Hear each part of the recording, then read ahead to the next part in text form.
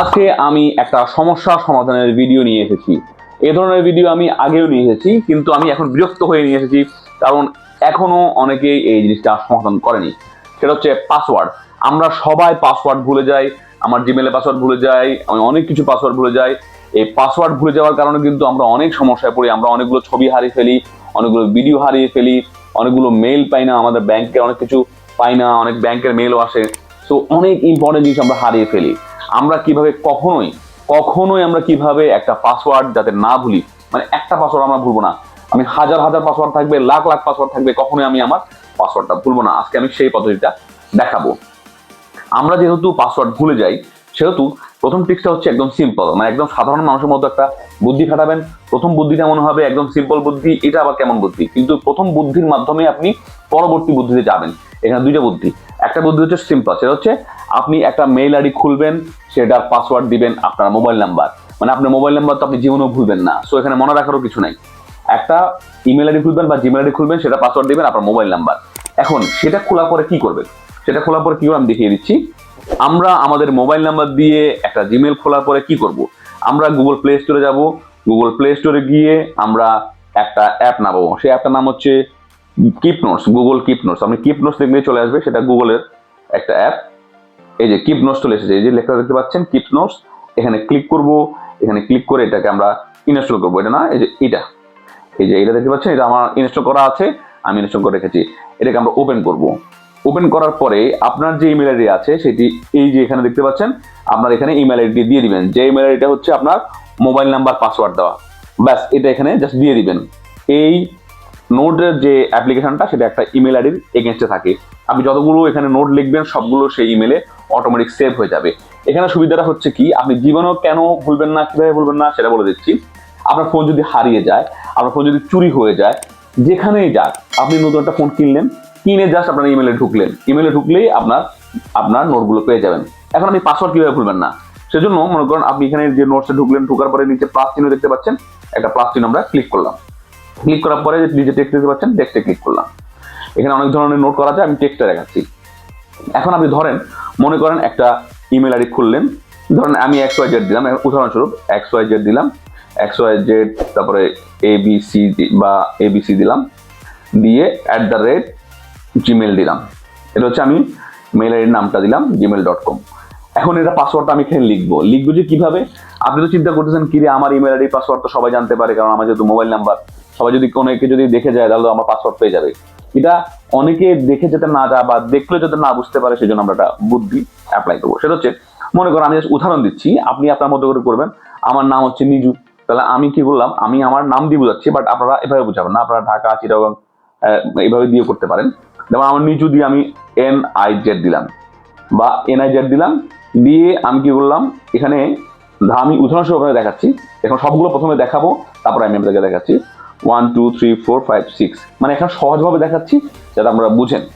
আমি এখানে 1 2 3 4 5 6 না দিয়ে আমি নিজুর NIZ লিখলাম, বা শুধু NI লিখতে পারতাম, আমি 3 অক্ষর নিলাম।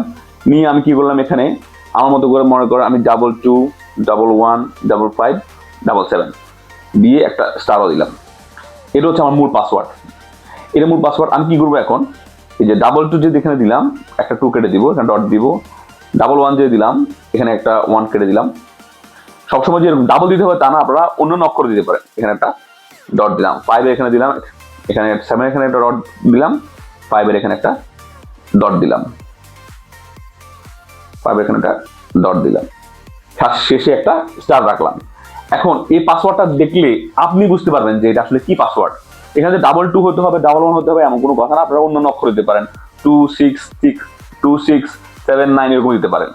এখানে এটা দিলেন। এখন আপনি একটা জিমেল আইডি খুললেন, ধরেন আরো একটা প্রয়োজন, আপনি আরো একটা জিমেল আইডি খুললেন, ধরেন ASDF দিয়ে আমি একটা জাস্ট উদাহরণস্বরূপ একটা নাম দিলাম, দিয়ে আমি এখানে জিমেল লিখলাম। আমি কেন দেখাচ্ছি তাহলে বুঝতে পারবেন। এটা আমি এখানে .com লিখলাম। লেখার পরে এখন আপনি লিখলেন যে VHK ঢাকা।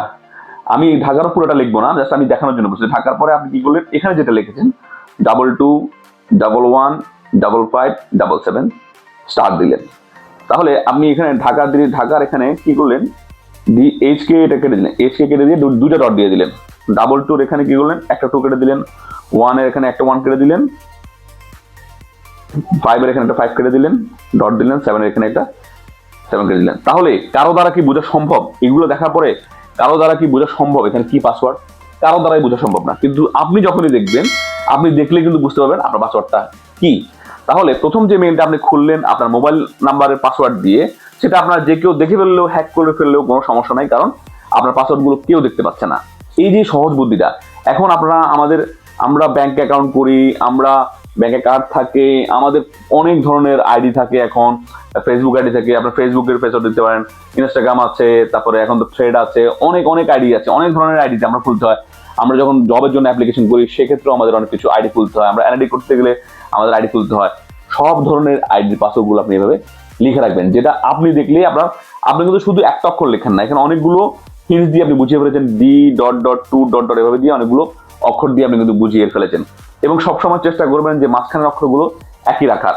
আমি একবার মিজু লিখেছে NIZ লিখলাম, তারপর ঢাকা লিখলাম। আপনার যে শহর, আপনি চিটাগাং হলে চিটাগাং, সিলেট হলে সিলেট, এভাবে দিতে পারেন। একটা অক্ষর দিবেন যাতে অনেকে না বুঝে। এখানে ডি দিয়ে যে ঢাকা, সেটা আপনি বুঝবেন, অন্য কেউ বুঝবে না। তো এভাবে আপনি হাজার লক্ষ পাসওয়ার্ডও কিন্তু আপনি ভুলবেন না। আমি সত্যি বলতেছি, আমি এই ট্রিক্সটা অ্যাপ্লাই করে আমার কতগুলো জিমেল আছে আমি নিজেও জানি না ভালো করে, 50-60টা তো হবেই। জিমেল আইডি, অ্যাপল আইডি, সকল ধরনের আইডি আমি কিন্তু কোনো পাসওয়ার্ডই মনে রাখি না। সো এই সবগুলো পাসওয়ার্ড আমার এভাবে সেভ করা, যখন প্রয়োজন হয়। অনেকগুলো জিমেল আইডি আছে আমি বছরে একবারও ঢুকি না, সেগুলোর ক্ষেত্রে আমি জাস্ট নোটটা দেখে নিই এবং এরপর আমি এটাকে অ্যাপ্লাই করি। সো আপনারাও এই বুদ্ধিটা অ্যাপ্লাই করুন, জীবনেও পাসওয়ার্ড হারাবেন না। আপনার ফোন চুরি হলেও হারাবে না, আপনার ফোন নষ্ট হয়ে গেলেও হারাবেন না, আপনি নতুন ফোন নিলেও হারাবে না। জাস্ট আপনার যে মোবাইল নাম্বার দিয়ে যে জিমেল আইডি খুলেছেন সেটাতে ঢুকবেন, আপনার টিপস নোটে ঢুকবেন, ঢুকে ওই ইমেল আইডিটা সিলেক্ট করে দিবেন, অটোমেটিক্যালি সবগুলো নোটস চলে আসবে এবং সবগুলো পাসওয়ার্ড চলে আসবে। এবং এই অ্যাপের মাধ্যমে আপনি শুধু পাসওয়ার্ড না, আপনি অনেক ধরনের নোটস রাখতে পারবেন, আপনি অনেক ধরনের নোটস রাখতে পারবেন, যত ধরনের প্রয়োজনীয় জিনিস। সো এই ধরনের উপকারী ভিডিও পেতে চাইলে আমার এই চ্যানেলের সাথে থাকুন, আমার এই পেজের সাথে থাকুন। দেখা হচ্ছে পরের ভিডিওতে। আসসালামু আলাইকুম।